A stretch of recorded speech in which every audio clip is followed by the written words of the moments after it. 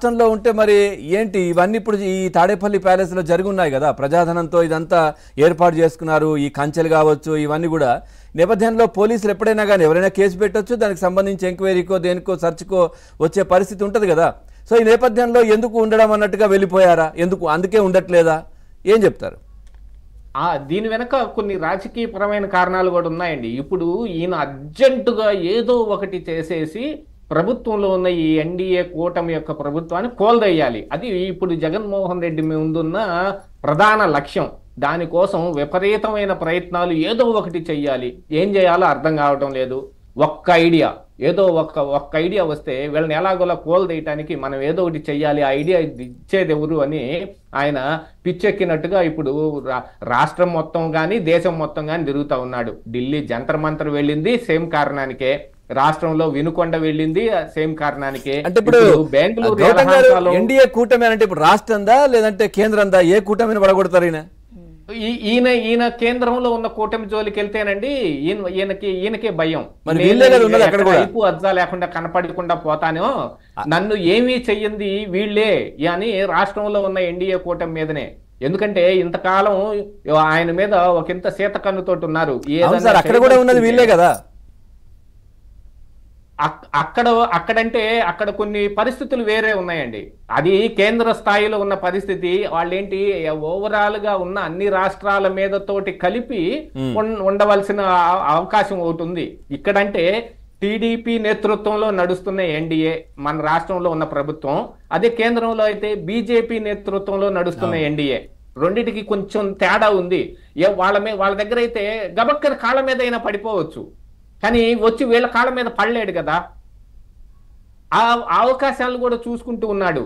మరి ఎన్డీఏ కూటమి అని ఎప్పుడు మాట్లాడేవాడు, మరి అక్కడున్న బీజేపీ మీద గురించి ఒక్క మాట కూడా మాట్లాడేమిటండి? ఇంకా కావాలి అని అనుకుంటే వాళ్ళకి మద్దతు కూడా ఇవ్వడానికి ఈయనే సిద్ధంగా ఉంటాడు. ఎలాంటి పరిస్థితుల్ని ఎందుకు, వాళ్ళతోటి ఏదైనా ఒక ఉపయోగం రాకపోయిద్దా అని ఒక చిన్న ఆశ ఒకటి ఉంటుంది. ఆ ఆశ కొద్దీ ఈయన కేవలం ఇక్కడున్న వాళ్ళ మీద మాత్రమే పోరాటం చేస్తూ ఉంటాడు. దీనికోసం ఇప్పుడు బెంగళూరులో ఏదో ఒక మంత్రాంగం నడపాలి. ఇక్కడ హైదరాబాద్లో లోటస్ పాండ్లో ఉంటే గానీ, తాడేపల్లిలో ఉంటే గానీ తన మైండ్లో ఉన్న ఆలోచన కూడా లీక్ అయిద్దేమోనని భయం.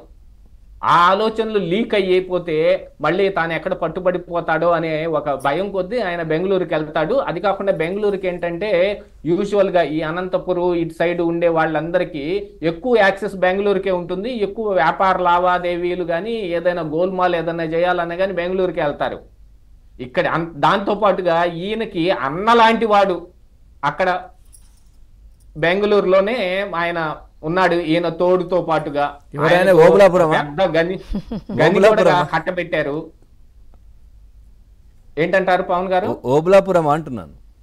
అవును, అంతే కదా. మరి ఆ గనిలోంచి వచ్చే వాటిల్లో వాటాలు ఏమన్నా ఉన్నాయేమో, ఇంకా ఏదైనా సెటిల్మెంట్ చేసుకోవాల్సింది ఉండొచ్చు. మీరు మొన్న ఈయన ఎన్నికలకు అఫిడవిట్ ఇచ్చిన దాంట్లో కూడా చూసుకున్నారనంటే ఈయన బ్యాంక్ అకౌంట్లు, ఈయన భార్య బ్యాంక్ అకౌంట్లు, ఈయన కూతుర్ల బ్యాంక్ అకౌంట్లు కూడా బెంగళూరు బేస్డ్గా ఉన్న బ్యాంకుల్లోనే ఉన్నాయి. ఎక్కడ రాష్ట్రంలో ఉండవు. నేను రాష్ట్రంలోనే ఉంటున్నాను, చంద్రబాబు నాయుడు హైదరాబాద్లో ఉంటున్నాడు చూడని ఈయన చెబుతాడు. కానీ మొన్న ఎన్నికల అఫిడవిట్ తీసి చూడండి, ఈయన బ్యాంక్ అకౌంట్లు మొత్తం బెంగళూరు బేస్డ్ బ్యాంకుల్లోనే ఉన్నాయి. ఎందుకుంటాయి అంటే అక్కడే వ్యాపార లావాదేవీలు నడిచేది. ఇక్కడ సంపాదించిన మొత్తం అక్కడికి తరలించేసి ఆడి నుంచి ఎటైనా వెళ్ళటానికి కానీ లేదు, కాకినాడ పోర్టుకి పంపిస్తే అక్కడ ఇంకా ఈయనకు తగిన ఇంకొక చోటా మోటా దొంగ ఇంకొక ఆయన ఉన్నాడు, ఆయన షిప్పులు ఎక్కించి ఎటో ఒకటి పంపిస్తాడు. వాటన్నిటి మీదనే కదా అప్పుడు డాక్టర్ లోకేష్ అనే వ్యక్తి కూడా ఆరోపణ చేశాడు. 2 లక్షల కోట్ల రూపాయలు కాకినాడ పోర్టు నుంచి గుజరాత్లో ముంద్రా పోర్టుకి వెళ్ళి ఆడి నుంచి ఫ్లై అయిపోయినాయి అని. దాని దిశలో కూడా ఇప్పుడు ఎంక్వైరీ చేయాల్సిన అవసరం ఉంది. ప్రతిరోజు ఈయన గురించి మాట్లాడుకోవటానికి అవసరం లేదు, కానీ మనకి వచ్చి భయపడిన పీడకలని మనం ఎప్పుడూ మర్చిపోలేం కదండి. ప్రతిరోజు గుర్తొస్తూనే ఉంటుంది.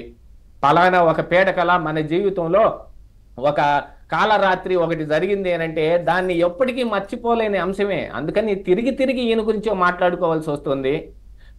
పాలన చేయటానికి మన బోటి వాళ్ళం ఎవరు అవసరం లేదు. పైన చంద్రబాబు నాయుడు గారు ఉన్నారు, ఆయన చేస్తాడు పాలన. కానీ ఈయన చేసిన పాలన ఏమిటిది అని ప్రజలకు చెప్పాల్సింది ఎవరు? మీరు, మేమే. పాలన అంటే ఎలా ఉండాలి, పాలకుడు అంటే ఎలా ఉండాలని ప్రజలకు ఎత్తి చూపించాల్సింది మనమే. అందుకని అరుణ గారు చెప్పినట్టు ఖచ్చితంగా ఈ 5 సంవత్సరాలు ఈయన గురించి మాట్లాడుకోవాల్సిన దుస్థితి మీకు మనకి పట్టింది. అందుకనే ఇప్పుడు మాట్లాడాల్సి వస్తుంది. లేకపోతే ఎలుకలు పట్టడానికి ఎందుకండి తాడేపల్లి హౌస్లో మాత్రమే ఎలుకలు ఎందుకు ఉన్నాయి? లోటస్ పాండ్లో ఎందుకు లేవు ఎలకలు? బెంగళూరు యలహంకలో ఎందుకు లేవు ఎలకలు? బెంగళూరులోను హైదరాబాదులోను ఎలకలు ఉండవా? ఓన్లీ తాడేపల్లిలోనే ఎలకలు ఉంటాయా? అంటే ఆ ఎలకల పేరు చెప్పి వీళ్ళే పందుకుక్కుల్లాగా ఆ డబ్బులు మెక్కారు కాబట్టి ఆ ఎలకలు ఉంటాయి.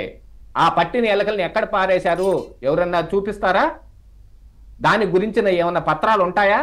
ఏమీ ఉండవు. ఒక హెడ్డింగ్ కింద అది రాసేసాం, దాన్ని వేరే దానికి లాగేశాం, మన ఖజానాలకు నింపేసుకున్నాం. వేల కోట్లు లక్షల కోట్లు పోగేసుకున్న దాంట్లో ఈ కోటి కూడా 1 కోటి. అంతే తప్ప వీళ్ళు బెంగళూరు ప్యాలెస్ లో ఎలకలు పట్టారంటే నమ్మేవాడు ఆంధ్ర రాష్ట్రంలో ఒక్కడు కూడా లేడు. ఆ పేరు తాడేపల్లిలో వీళ్ళు బొక్కేశారు. అదండి. రైట్. ఇప్పుడు నేను యాక్చువల్గా